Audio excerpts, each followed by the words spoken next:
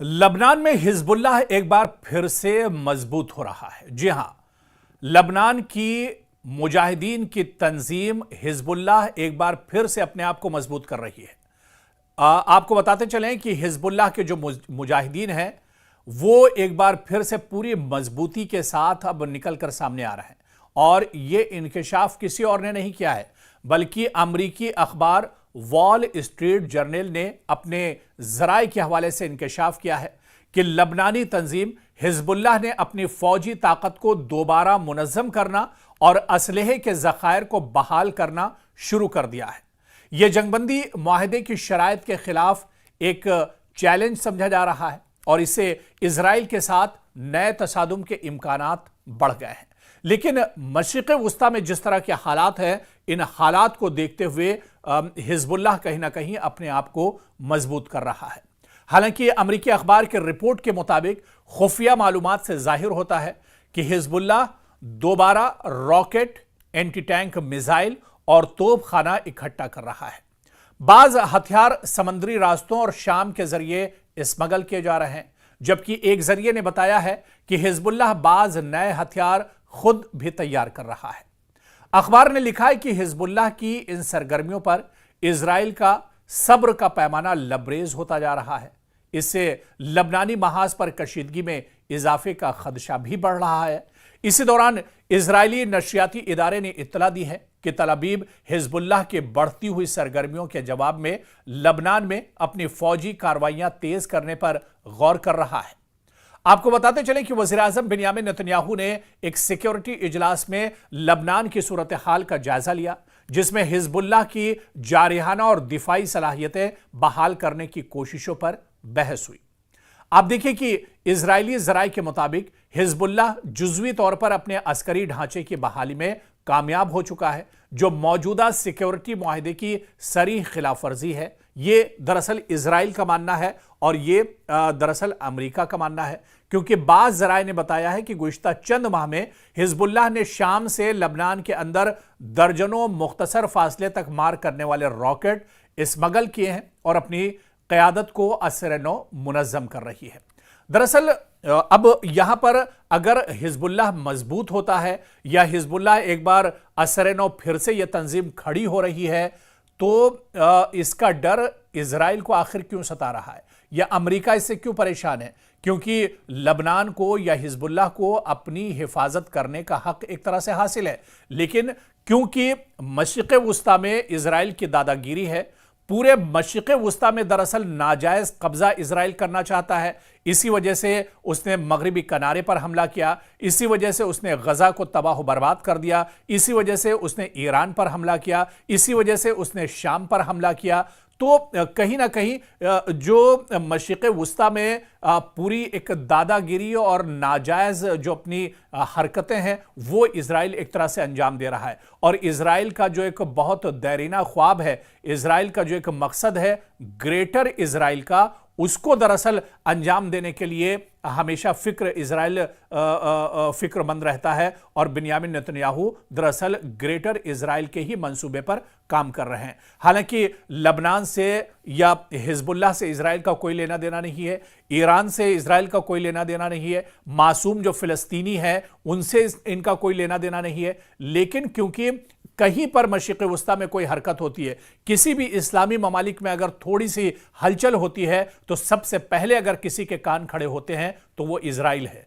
और इजराइल ये नहीं चाहता है कि मशरिक़ वुस्ता में जो इस्लामी ममालिक हैं वो खुशहाल रहें, वहां पर अमन रहे, वहां पर पीस रहे, वहां के लोग अच्छी जिंदगी गुजार सके। और इसी वजह से आप देखिए, कभी ईरान, कभी हिजबुल्लाह, कभी हमास, कभी हुसी और कभी शाम, कभी सीरिया, इस तरह से तमाम ममालिक पर और तमाम इस्लामिक जो कंट्रीज हैं मशरिक़ वुस्ता के, उन पर इजराइल की नज़र एक तरह से बनी रहती है।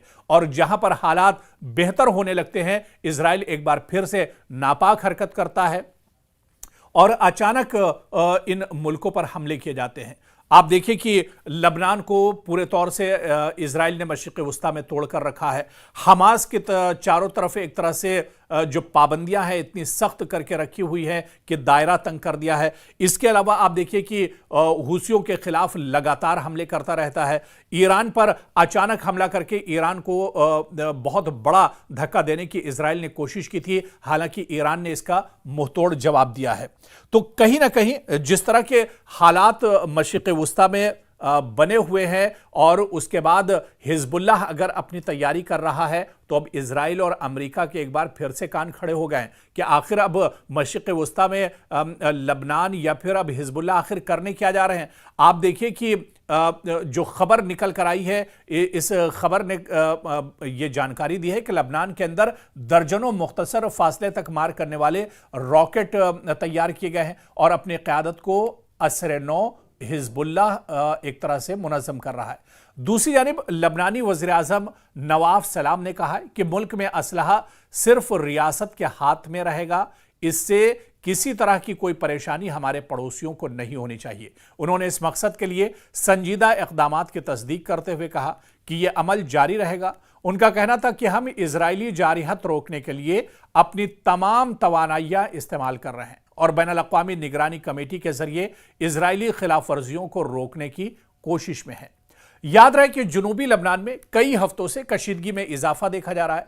हालांकि दिसंबर 2024 से बाज़ाब्ता जंगबंदी यहां पर नाफिज है, लेकिन फिर भी बीच बीच में इस जंगबंदी को इजराइल तोड़ देता है। इजराइल एक तरह से जंगबंदी को वायलेट करता है और अचानक हमले करता है, जिसमें बड़े पैमाने पर जानी और माली नुकसान होता है।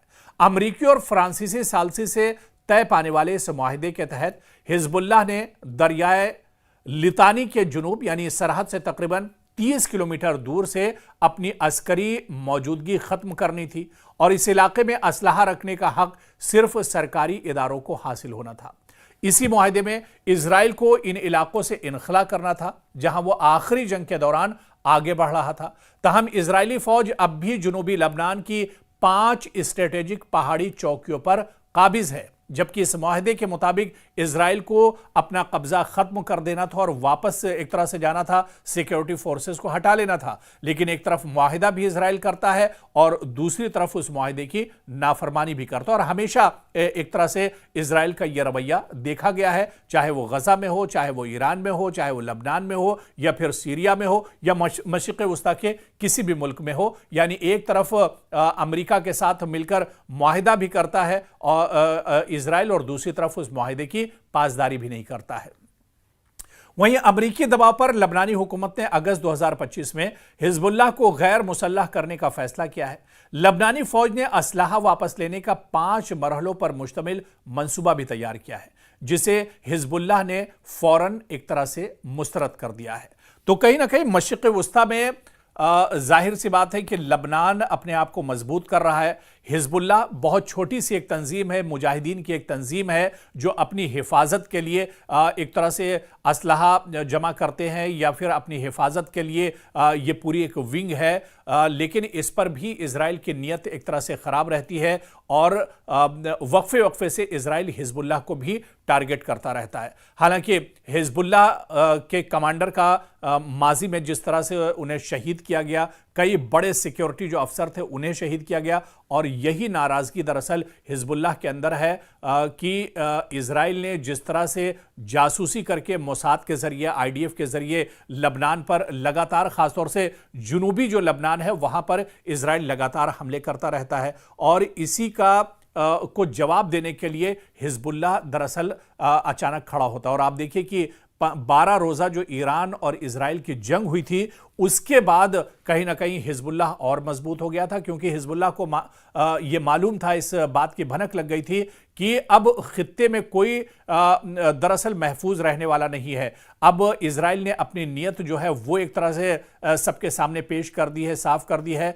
कि इजराइल की जो नीयत है, जो उसका मंसूबा है, वो दरअसल ग्रेटर इजराइल का है और इस ग्रेटर इजराइल के लिए इजराइल कोई भी नापाक हरकत करने के लिए एक तरह से तैयार हो जाएगा। तो ऐसे ऐसे में हिजबुल्लाह भी अब एक तरह से मजबूत हो रहा है और हिजबुल्लाह अपनी जो अस्करी ताकत है, जो असलहे की ताकत है, उसके जरिए से और ज्यादा मजबूत हो रहा है। यानी यहां पर यह कहा जा सकता है कि आने वाले दिनों में जो एक कशीदगी है, जो तनाव है मशरिक़ वुस्ता में, वो इसका दायरा एक तरह से बढ़ सकता है और जंग की सूरत हाल एक बार फिर से मशरिक़ वुस्ता में पैदा हो सकती है।